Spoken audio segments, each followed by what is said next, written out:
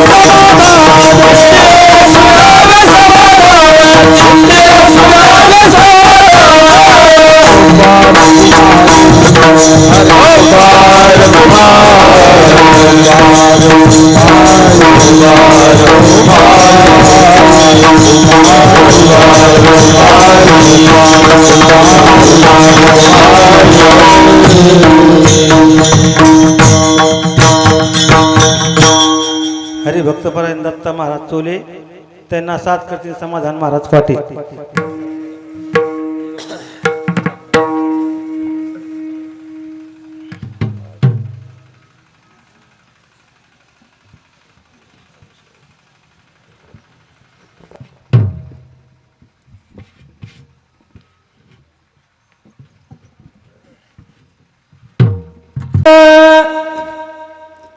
हेच थोर भक्ती आवडती देवा हेच थोर भक्ती आवडती देवा हेच थोर भक्ती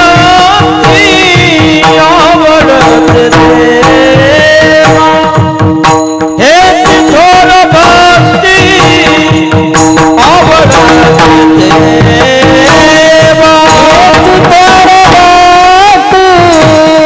आवडती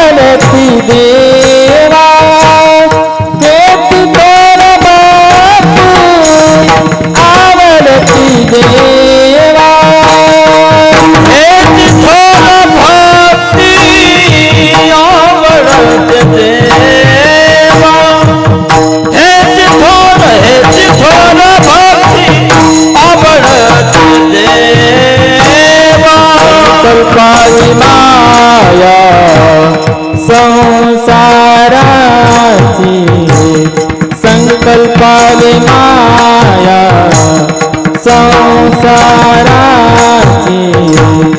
देविले आले ते तैसेची राहावे देविले आले ते तैसेची राहावे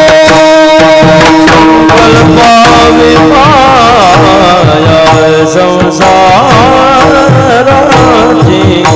संकल्पावी माया संसार हे विज्ञान ऐसे जिरावे हे विज्ञान ऐसे जिरावे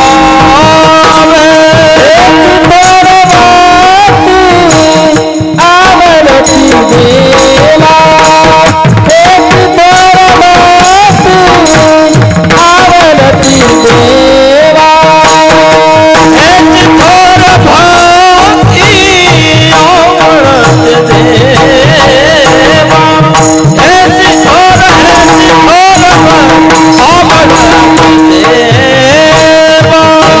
पावी माया संसाराची संकल्पावी माया संसाराची देविले आले ते तैसेची राहावे देविले आले ते तैसेची राहावे पावी माया संसारा संकल्पावी माया संसाराची हे विज्ञान ऐसे जिरावे हे विज्ञान ऐसे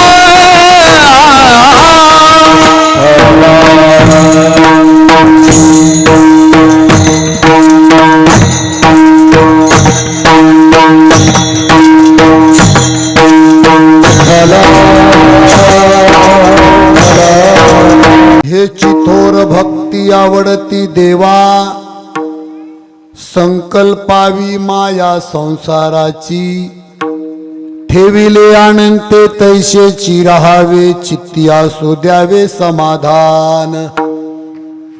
वाहिला उद्वेग दुःखची केवळ, भोगणे ते फळ संचिताचे, ठेविले अनंते तैसेची राहावे, चित्ती असू द्यावे समाधान. तुका मने घालू तयावरी भार, वाहू हा संसार देवा पायी, ठेविले अनंते तैसेची राहावे, चित्ती असू द्यावे समाधान. नमो विठ्ठला राजिया पांडुरंगा, नमो रुक्मिणी माऊली ज्ञान गंगा, नमो पुंडलिका नमो चंद्रभागा, नमस्कार माझा रुक्मिणी पांडुरंगा. पांडुरंगा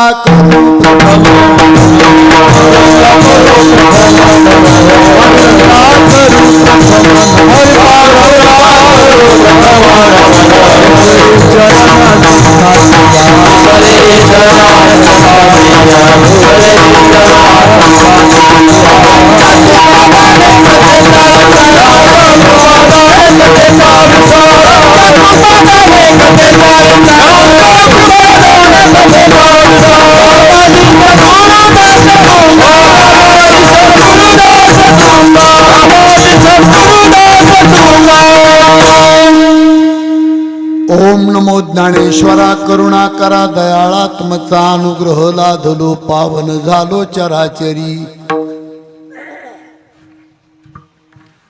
मी कला कुसरी काहीच नेनो बोलतो वचन्याती भाविका, तुमचा अनुग्रह लाधलो पावन झालो चराचरी. जय हनुमान ज्ञान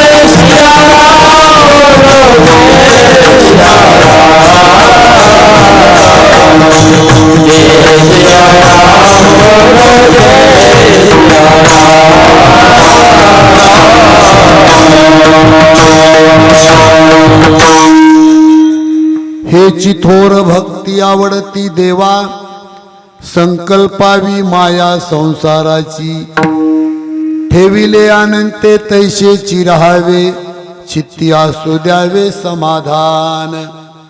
प्रस्तुत प्रसंगी सेवेकरता निवडलेला अभंग आपल्या महाराष्ट्राचे लाडके संत, ज्यांना पाचवा वेद म्हटलं जातं, असे संत श्रेष्ठ देहूनिवासी जगद्गुरु तुकोबाराया यांचा हा अभंग असून या अभंगाचा सरळ सरळ भावार्थ असा आहे. हिकू कमी करा आणि थोडा स्वच्छ आवाज राहू द्या. इकडे लक्ष द्या. देवाला आवडती ती थोर भक्ती कोणती? जो साधक संसारावरचं प्रेम कमी करून ते प्रेम भगवंताच्या पायावर अर्पण करतो. गरिबी असेल नाही तर श्रीमंती असेल, पण त्याचं चित्त अखंड समाधान आहे. उगचच दुसऱ्याची श्रीमंती पाहून हाय हाय करत नाही. जसं आपल्या प्रारब्धामध्ये असेल तसं त्याचा उपभोग घेतो. मोडका तोडका प्रपंच भगवंताच्या पायावर अर्पण करतो. ती भक्ती देवाला आवडती, असा या अभंगाचा भाव आहे. सेवेला सुरुवात करण्यापूर्वी थोडासा परिहार तो म्हणजे असा की गेली 24 वर्षापासून अतिशय भगवान शंकराचं जागृत संस्थान आणि त्या संस्थानवर महाशिवरात्रीच्या पर्व काळावर 24 वर्षापासून चालत आलेला हा उत्सव आणि 24व्या वर्षामध्ये पदार्पण करत असताना मला वाटतं आजचा हा 4था दिवस असेल, बरोबर आहे ना? आणि 4थ्या दिवसाची सेवा अतिशय सर्व भाविकाच्या प्रेमातून या संस्थांचे आदरणीय पूजनीय परमेश्वर भाऊ, त्यांना साथ करणारे गावातील सर्व भजनी मंडळी, प्रेमी मंडळी, पंचक्रोशी आणि सर्वांच्या माध्यमातून गंगाधर भाऊ इगारे, आणखीन एक कुणाचं तरी नाव आहे पण मला आठवत नाही, आणि त्यांनी हे निमंत्रण मला दिल्यामुळे अतिशय पवित्र ठिकाणी तुम्हा शेतकरी मायबापांचं मला दर्शन घडतं, हे माझं परम भाग्य. भगवान शंकराची सेवा का करायची? जगामध्ये इकडं लक्ष द्या, जगामध्ये जेवढे श्रीमंत माणसं आहेत ते शंकराचे भक्त आहेत. कारण खूप मोठी श्रीमंती आहे भगवान शंकराची. चालता चालता तुम्हाला थोडासा इतिहास सांगतो, इकडे लक्ष द्या बाबा, माझ्याकडे लक्ष द्या. सुरती सोमनाथ गुजरातमध्ये तुम्हाला माहित असेल, सुरती सोमनाथ 410 साली चंद्रवल्लभ गुप्ता नावाच्या राजाने सोरटी सोमनाथाच्या मंदिराचा जीर्णोद्धार केला होता. त्याची श्रीमंती सांगतो तुम्हाला मी. 300 एकरचा परकोट होता. भगवान शंकराच्या मंदिरासमोर जो सभामंडप होता त्याचे खांब वतीव सोन्याचे होते. एक खांब 1000 मनाचा, असे 777 खांब होते. त्या काळामध्ये भगवान शंकराच्या पिंडीवर घंटी लोंबत होती, ती 5000 मनाची वतीव सोन्याची होती. इतिहास सांगतोय तुम्हाला, इकडे लक्ष द्या तुम्ही. त्या काळात भगवान शंकराची पिंड मंदिरामध्ये 8 फूट हवेमध्ये तरंगत होती सोरटी सोमनाथाची. त्या मंदिराच्या दारामध्ये ज्या 2 दानपेट्या होत्या, त्या दानपेट्यामध्ये लोक काही लहान फुटाने टाकीत नव्हते. त्या काळामध्ये हिरे, माणिक, पाचू, मोती, सोन्याच्या मोहरा टाकीत होते. दिवसामध्ये 2 वेळेला त्या दानपेट्या खाली करावा लागत होत्या. दानपेट्यातलं धन कोषगृहात नेऊन टाकण्यासाठी दिवसभर 200 हत्ती चालत होते. एवढी मोठी श्रीमंती. पण आता जर तिथं तुम्ही जाऊन पाहिलं तर गुजभर सोनं तुम्हाला सापडणार नाही. मग गेलं कुठं? कुठं गेलं धन? धन टिकाऊ नाही, लक्ष्मी चंचल आहे. गजनीवरून 1024 साली मोहम्मद आला आणि ही सगळी संपत्ती तुकडे तुकडे केले. लाखो हत्तीवरती संपत्ती लादली आणि गजनीला घेऊन गेला. भगवान शंकराची संपत्ती. श्रीमंत देव म्हणलं की भगवान शंकर. आणि जगातला सगळ्यात मोठा श्रीमंत माणूस जर कोण असेल शंकराचा भक्त, तर तुम्हाला सांगायची गरज नाही, नाव पटकन तुमच्या ध्यानात येईल. कोण भक्त आहे? रावण. त्याचं नाव विसरू नका कधी. रावण साधी गोष्ट नाही महाराज.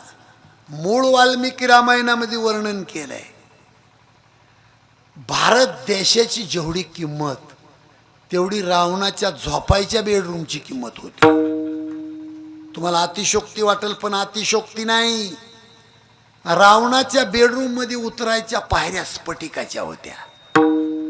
कशाला म्हणतात स्फटिक? पूर्वी हिमालयामध्ये हजारो वर्षे ऋषीमुनी जगायचे. त्याचं कारण त्यांच्या गळ्यात स्फटिकाच्या माळा असायच्या, ओरिजिनल स्फटिक. रावणाच्या बेडरूमला उतरायला पायऱ्या होत्या स्फटिकाच्या. रावणाच्या बेडरूमची जी फरशी होती, गुंगी नावाचं गुलाबी कलरचं रत्न, त्या रत्नाची फरशी होती. रावणाच्या बेडरूमचे खांब असले हिऱ्याचे होते. एक खांब 1000 मनाचा, असे 60 खांब होते. रावणाची झोपायची जी क्वाट होती ना, ती पूर्वी एक धातू होऊन गेला. 1 लालन पृथ्वीचं मोल त्या धातूची क्वाट होती रावणाला झोपायला. आणि जगद्गुरु तुकाराम महाराज म्हणले 5 लाख घर प्युअर दगडाचे होते, 7 लाख घर प्युअर विटाचे होते, 1 कोटी काश्याचे, 1 कोटी तांब्याचे, शुद्ध कांचनाची. तू कमन जाची संपदाय वडी, तू कमन जाची संपदाय वडी, तू कमन जाची संपदाय वडी, तू कमन जाची संपदाय वडी, तू कमन जाची संपदाय वडी, तू कमन जाची संपदाय वडी, तू कमन जाची संपदाय वडी, तू कमन जाची संपदाय वडी. संगती केली नाही, केली नाही, आवडली कोणी, गेली नाही, गेली नाही. तू कमन जाची संपदाय वडी, तू कमन जाची संपदाय वडी, तू कमन जाची संपदाय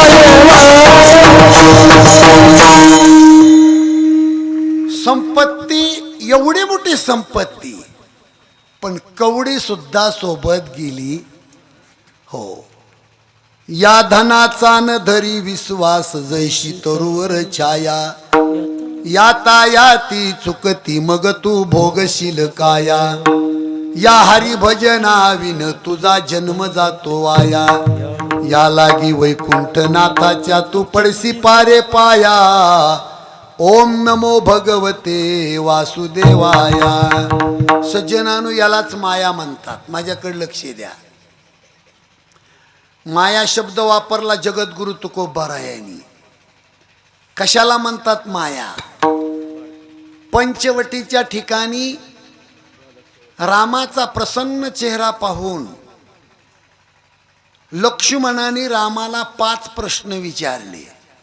कोणते 5 प्रश्न? दादा, ज्ञान कशाला म्हणतात?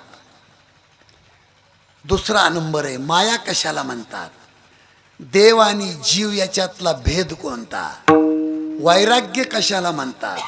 आणि तुमची भक्ती करणारा भक्त ओळखायचा कसा? रामाला लक्ष्मणाने वनवासाच्या काळामध्ये पंचवटीला हे 5 प्रश्न विचारले. ज्ञान कशाला म्हणतात?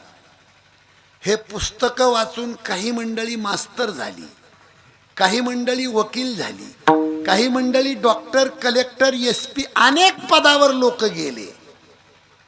याचा अर्थ ते ज्ञानी झाले असा नाही बरं का. तुमचं नियोजन चुकीचं आहे थोडं. हे सगळे गडी समोर लागतील, नाही तर कीर्तनकाराला असं उभं राहावं लागतंय. महिलाच्या चेहऱ्याकडे पाहून कीर्तनकारानं कसं कीर्तन करायचं? सगळी अशी मंडळी लागते समोर. मी काय सांगत होतो तुम्हाला?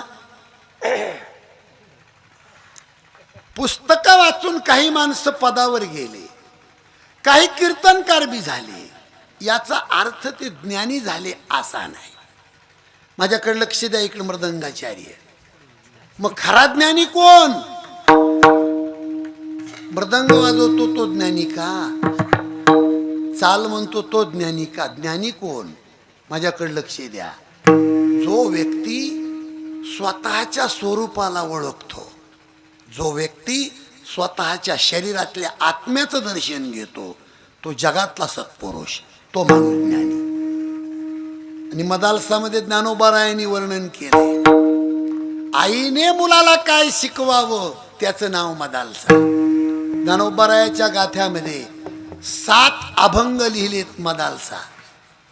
आईनं सांगितलंय आपल्या मुलाला, बाळा, पाय उचलून टाकायला आल्याबरोबर संसाराच्या घाणीतून बाजूला पड आणि देव कुठे त्याचा शोध घे. इकडे लक्ष द्या. थोडा विको कमी कर, थोडा विको कमी कर. माणसाचा जन्म फक्त देवाचा शोध घेण्यासाठी आहे. माणसाचा जन्म फक्त संताचा शोध घेण्यासाठी आहे. उपजत रंगणारे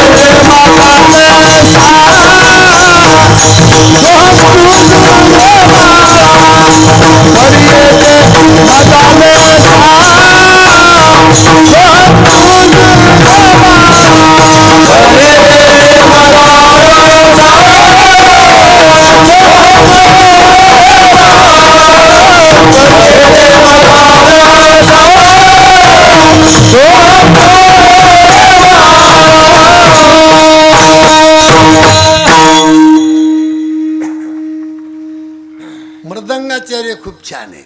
असाच पखवाज वाजविणारे लागतात कीर्तनात जुन्या काळातल्या वेळी. इकडं लक्ष द्या, खूप महत्वाचं सांगतो तुम्हाला मी. आईनं मुलाला सांगितलं, उपजत रंगणारे पुत्रा जावे त्वावना, बैसोनी आसनी रे पाहे निर्वाणीच्या खुना, प्राणासी भय नाही तापत्रय चरणा, मग तुझ सौरस पाहे पाहे प्रब्रह्मीच्या खुना, पर्ये दे मदालसा सोहम जुजुरे बाळा. कोण ज्ञानी? जो स्वतःच्या स्वरूपाला ओळखतो. बघा तुम्ही, स्वामी विवेकानंदाची 4 वाक्य आहेत. आकाशा इतकी उंची असावी असं वाटत असल तर त्या माणसाच्या रक्तामध्ये हे 4 मुद्दे असावेत. माझ्याकडे लक्ष द्या. शारीरिक बल, बौद्धिक बल, आध्यात्मिक बल आणि नैतिक बल. या 4 गोष्टी ज्याच्या रक्तामध्ये आहेत त्याची आकाशा इतकी उंची आहे. शारीरिक बल म्हणजे माणसाकडे शरीर संपत्ता असावी, फक्त माझ्या इतकी नसावी. हो, शारीरिक बल.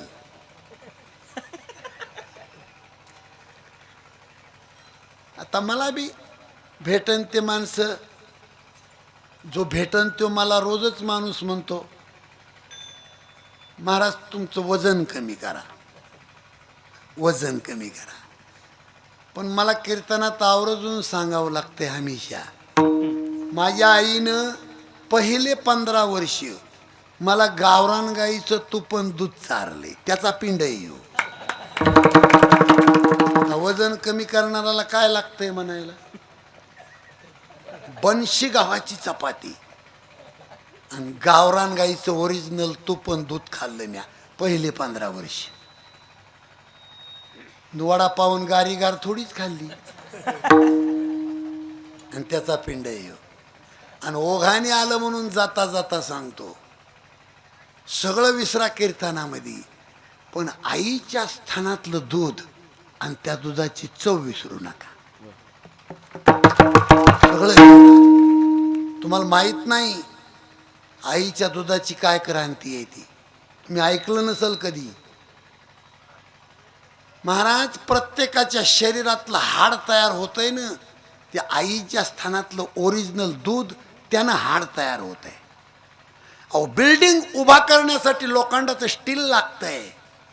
माणसाची बिल्डिंग उभा करण्यासाठी जे स्टील तयार होत आहे त्या आईच्या स्थानातलं ओरिजिनल दूध आहे. हे वेगळे. माणूस मेला की 5 क्विंटल सरपानामध्ये डिझेल रॉकेल टाकून आपण फुकून देतो. फुकतो का नाही महाराज? इमानदारीनं सांगा. 5 क्विंटल सरपानामध्ये लोखंडाचं पाणी होतंय. महाराज आपण दुसऱ्या दिवशी जाऊन राग भरतो. इमानदारीनं सांगा तुम्ही, हाड जळतंय? डोके फ्रेश ठेवून कीर्तनातलं वाक्य लक्षात ठेवा, घरी घेऊन जा.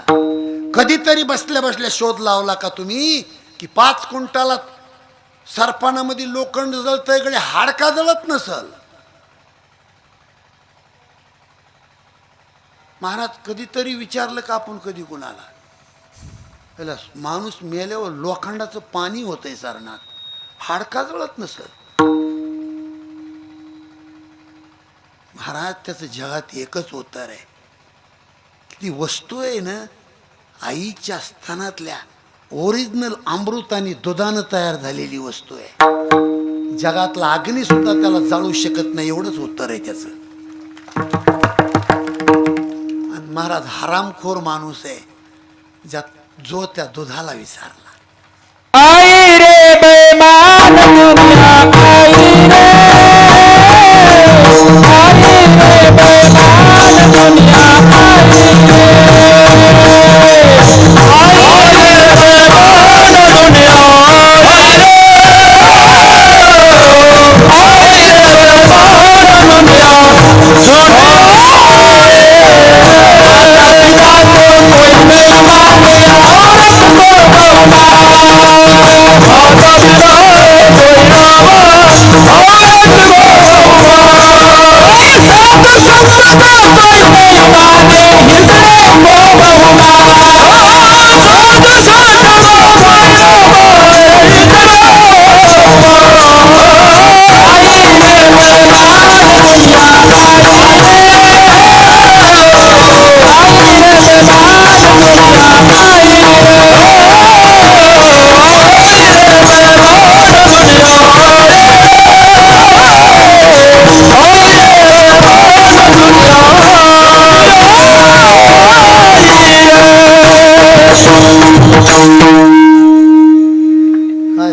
सुंदर महाराज. वा वा वा. माझ्याकडे लक्ष द्या गडे, इकडे लक्ष द्या. तुमच्या पायावर डोकं टेकवतोय मी. बघा तुम्ही, अग्नी सुद्धा घाबरतोय आईच्या दुधाला जाळण्यासाठी. बघा एखाद